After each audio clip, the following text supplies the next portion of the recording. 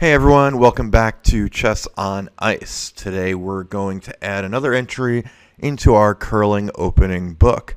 Now, in earlier videos in this series, I've talked about what the non-hammer team might do on their first shot, what those shots mean, what the outcome is, and why they should choose various options at different times. Now it's time to move on to the hammer responses.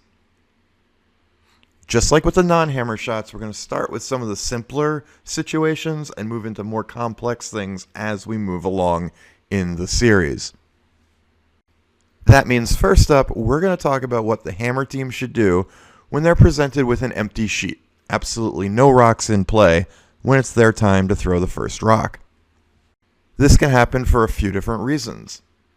Obviously, it's possible that the non-hammer team has thrown their first rock through on purpose. This can happen late in the game if they have a pretty significant lead.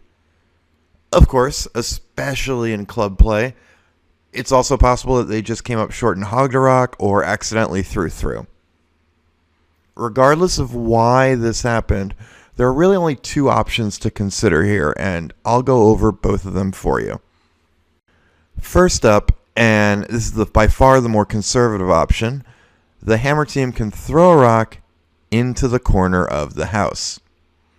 Now, this is a very conservative option. When we talked about some options for the non-hammer team, we talked about how coming into the house is conservative, but still very reasonable.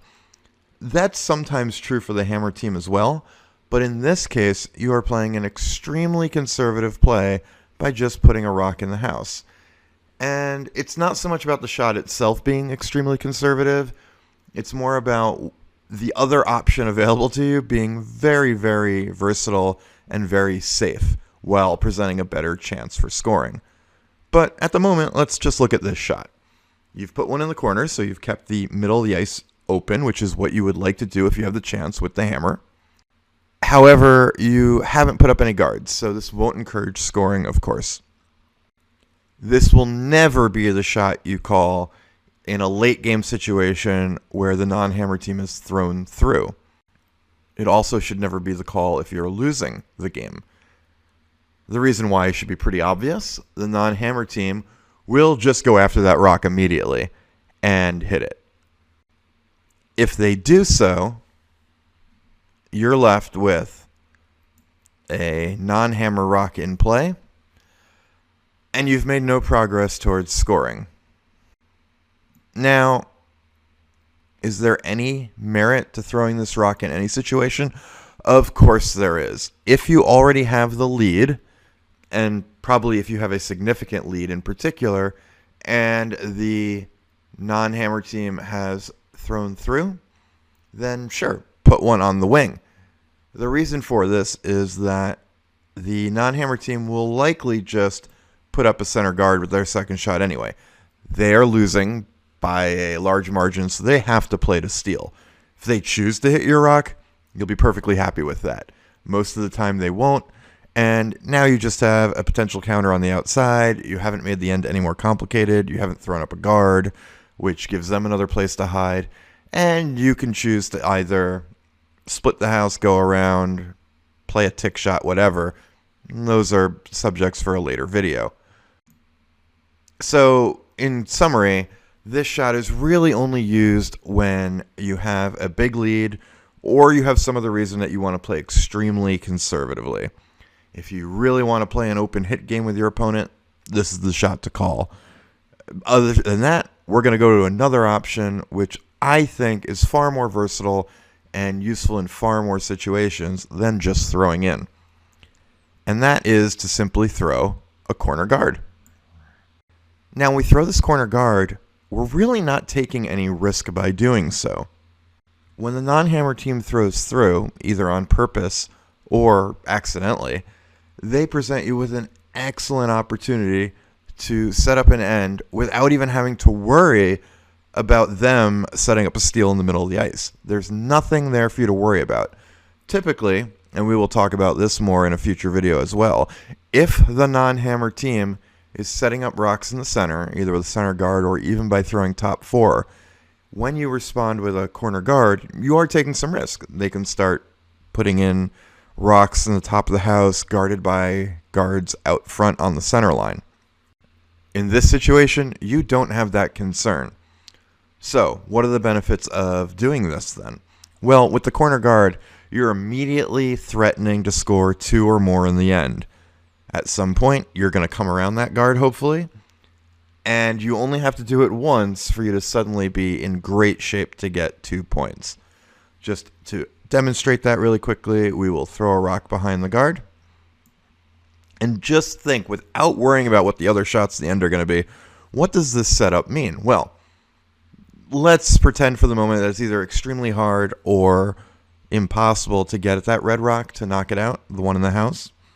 That means you're always going to have that extra point while the rest of the house remains open. On your last shot, you should have an open hit to hit a yellow rock out and score 2. Obviously, in reality, the ends get more complicated, and the ends will have more rocks in play than that. So you may be playing for more than 2, or you may end up making mistakes and not having such a simple deuce.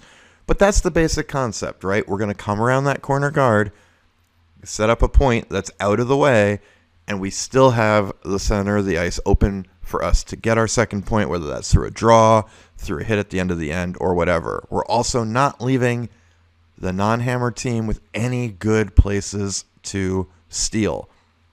They can theoretically come around that guard in a desperation move.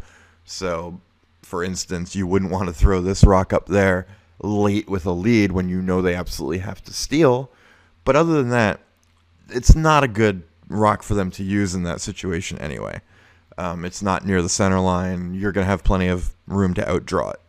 Really, it's only a guard that helps you score, and it puts a lot of pressure on the non-hammer team, who immediately has to worry about giving up a significant end.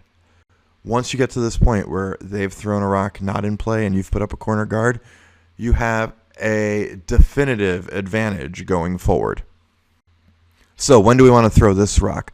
Really, if we end up in this situation with an empty sheet and we get to throw the corner guard, probably in 90% or more of ends, this is the shot you should call.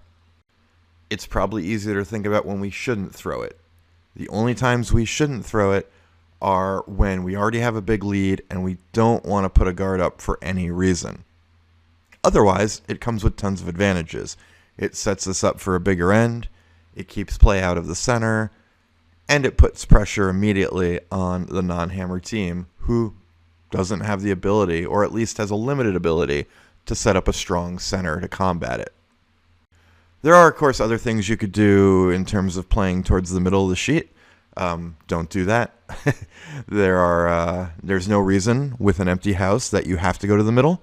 All that does, for instance, if you threw up a center guard, all that does is now the non-hammer team could potentially come around it, cutting down the scoring area for you and making it possible for them to steal again, certainly making it harder for you to score multiple points.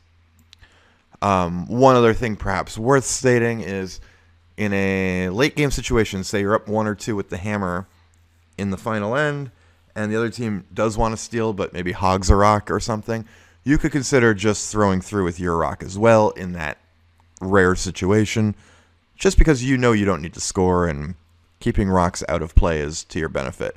I'd say that's probably at the club level the correct play if you're up 2 or more with hammer. If you're up 1 or tied with hammer, you may want to just throw a corner rock in the house to act as a saver so that, you have the option perhaps of hitting and rolling out on your last rock. Anyway, that is a pretty simple guide to one of the simpler situations you'll find yourself in a curling game. Next up, when I come back with another curling opening book video, we will talk about what to do when the non-hammer team has thrown top 4. When that happens, there are definitely more plausible options and a bit more to think about before you throw your rock. If you enjoyed this video, be sure to like it.